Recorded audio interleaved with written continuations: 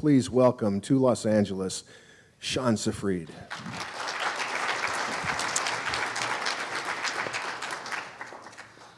Thanks, everybody. Quick show of hands. Who has seen our short film, Spy vs. Guy? A few of you. Well, I'm going to run the first couple minutes. It's 17 minutes long with no dialogue, so I'm going to skip running the whole thing and take up my entire presentation.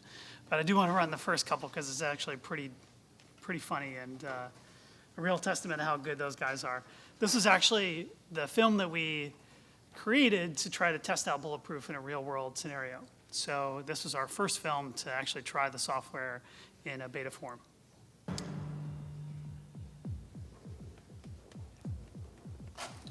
Plug in. Audio.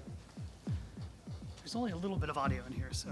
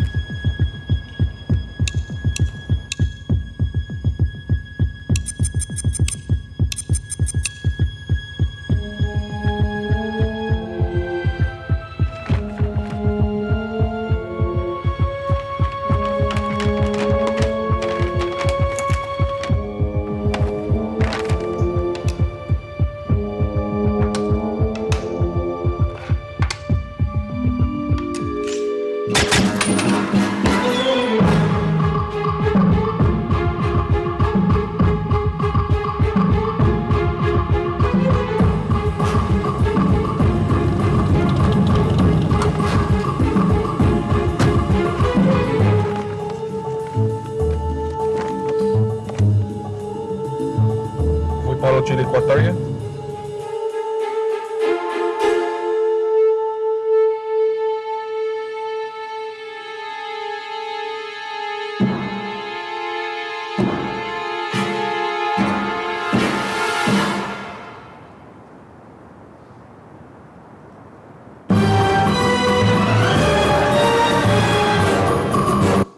So that's by this guy.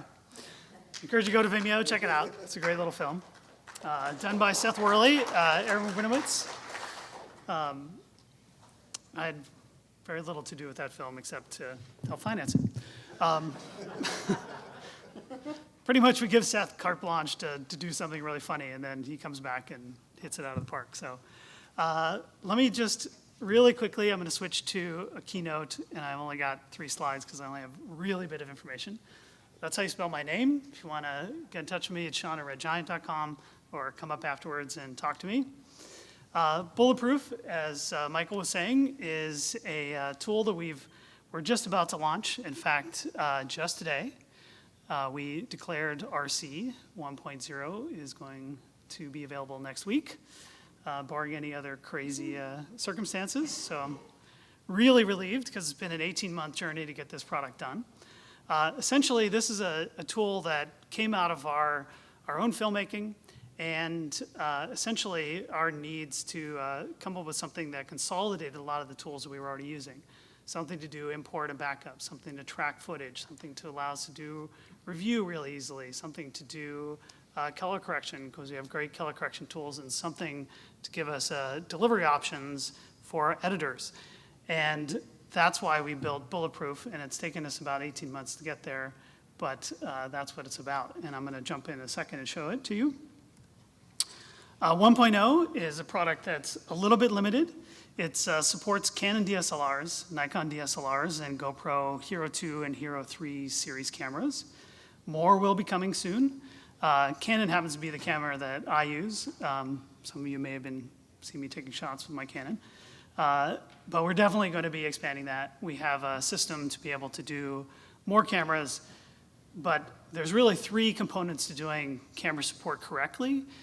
One is getting all the metadata correct. We want to be able to track it and send it to your editor correctly. We want to understand how the color works in those clips so that when we forward it along or do color correction, it's correct. And we want to make sure that any of the codec details come out right when we do transcoding. So that's why there's a limited number of support. It is a low price application, as you see here. It's going to ship this month, and it's $200. And unlike a lot of the high-end tools, which it's been compared to, like Scratch Lab or a variety of other things, it's pretty cheap.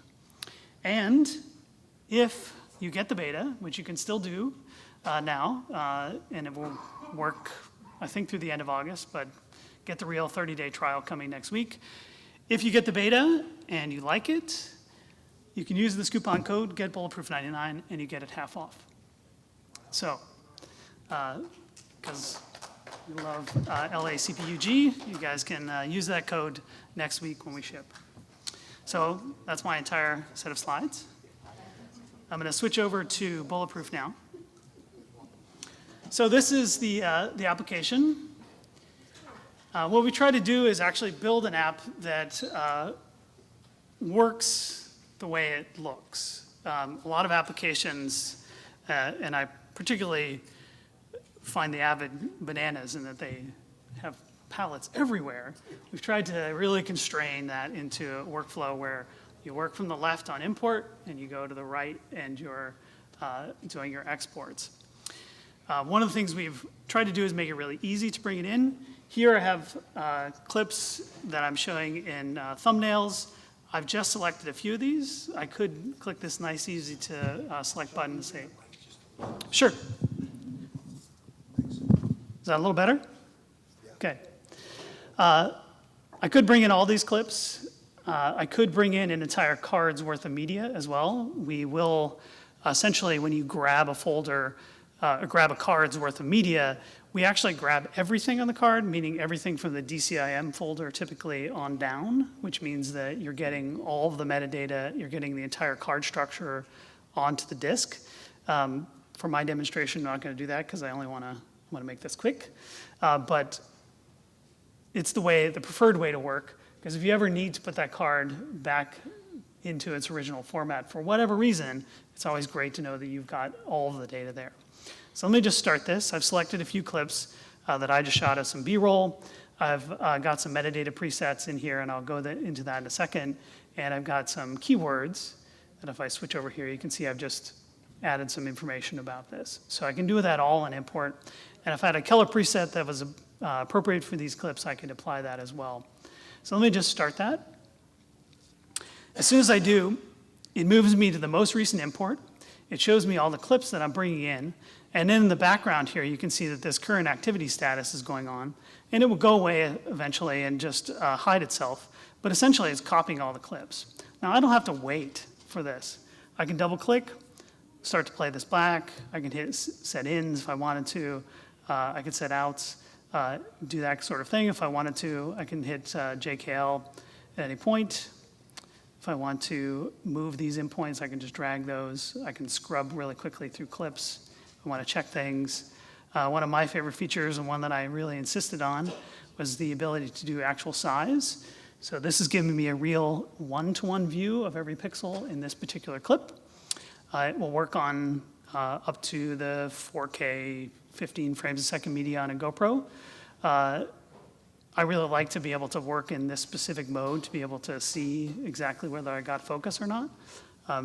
Pretty important if you're trying to do review on set. Like other editors, we have the ability to do faster than real time, or 2x or even 4x forward play, or up to, I think, 8x maybe back home. I'm not exactly sure. You can do markers in here. You can set snapshots. If I slide with 2 fingers on the trackpad, I actually move into my refine set of controls. And here I have the clips set up in a set of bin, or my column of media. That's feeding from my import. If I wanted to see all the clips, I can come in here and see all of those. Let's just go back to that recent import. I'll slide a couple times to go to refine. And then I can move up and down in the stack to really quickly get to another clip. I can play that back. I can use JKL. If, for example, this clip is pretty dang dark, but I can bring that up a little bit just by opening up the gamma here. And the nice thing is I can still play that back in real time. So you have real-time color correction within the application. You can do different kinds of presets. So if I wanted this to be a little warm, I could kind of warm that up. And all that's done is basically set this highlight control to warm. You know, maybe I want this to be a little less saturated than it is blue, so I could pull that down a little just by scrubbing on the clips. I could also maybe pull up the midtones here in my curves as well. So you have all that kind of control, and anytime I can hit play, see that. We also have a set of LUTs. Here I'll just apply this as none. It's not really making a difference because this is shot just the EO standard. But I've built a number of LUTs in here to match CineStyle, and you could go to the EO standard format, and this is a pretty close match. I'd say it's probably one of the closest matches out there you're going to get to go from CineStyle to what the EO standard looks like. We built ones to manipulate the EO standard to give you a cool or a warm or a mojo kind of look. Or Stu's Pro-Law settings, you can easily go into standard or a cool, warm kind of setting with the LUTs. One of the other things that we've done to make color communication easy is that you can either copy color presets between clips. So if I right-click here, I can save this, modify the preset, copy these color settings or remove them. I can copy and paste them to multiple clips. And the other cool thing I can do is actually take any of these settings that I've done inside of here and actually export that as a LUT as well. So what that means is you can take your three-way, your curves, and a LUT if you have it applied, and bake that into a new LUT, and then provide that to your editor or to your colorist downstream, and they'll get the impression of what you've been looking at on set. It exports in standard .cube format, and that's pretty much readable in anything. These are 32 by 32 by 32 cube formats, which is pretty precise. It's not as high resolution as you might get on some high-end systems, but in my testing, that's really in the weeds if you need it to be more precise. Under the metadata, we have various things here. You can see that I put in a little basic information. That was where my aquarium B-roll came from. I was the DP. I shot it on a 5D Mark II. I was using a 24-105 lens. I can star rate these clips. Like maybe this one is actually really too dark, so I would set this as flag status reject. I can set copyright information. I can review all of the EXIF in here. So you've got full access to everything that we can extract out of all the clips that are coming in from the disk. And you notice here that when I set that to reject, I get a nice little thumbnail that tells me I rejected that one. Finally, under the keywords, I can come in and keyword this. If I had a specific keyword I wanted to apply, like this is a squid, or maybe it's a nautilus squid. So I could add those keywords.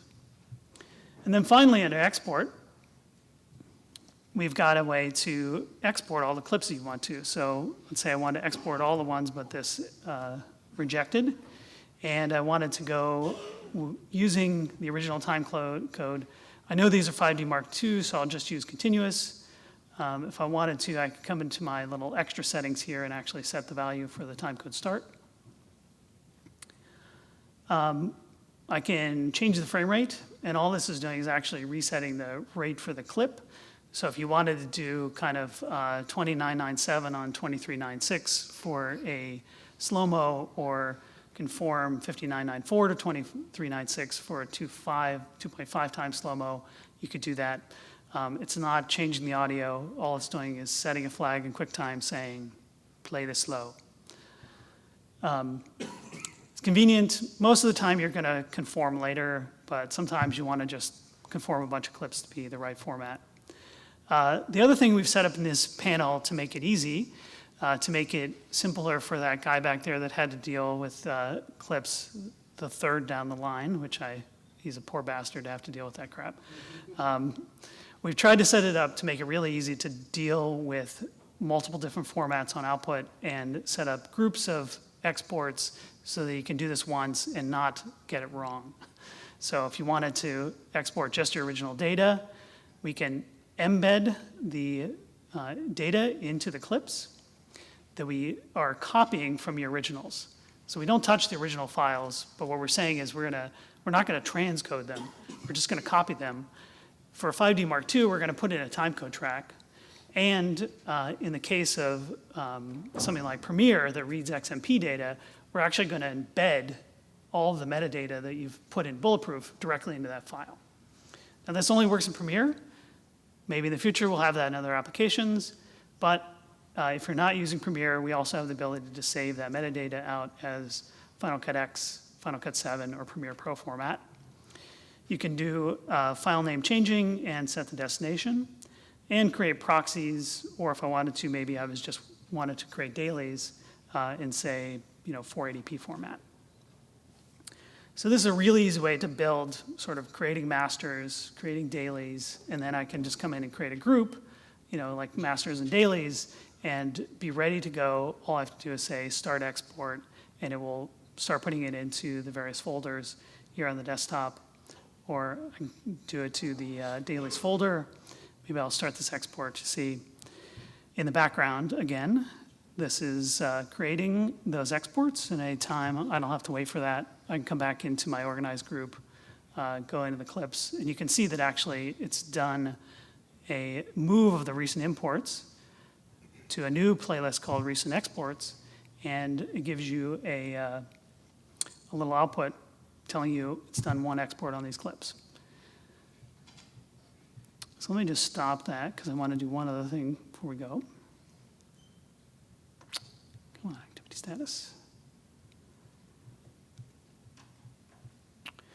So the other thing that BulletProof is built on is a catalog. So we're actually creating a database on the disk, like Lightroom or Aperture, that tracks your files. You choose where you want to put the media, but we're going to create a separate catalog that actually tracks that media wherever it lives. So I can choose to switch between catalogs as well. So I have one from the Spy vs. Guy movie. And the one thing I wanted to show you here is that I actually have the ability to create multiple playlists. And I can go in and create ins and outs and actually do a really simple, rough cut of this. So if I go back to review, I've just got 2 clips selected.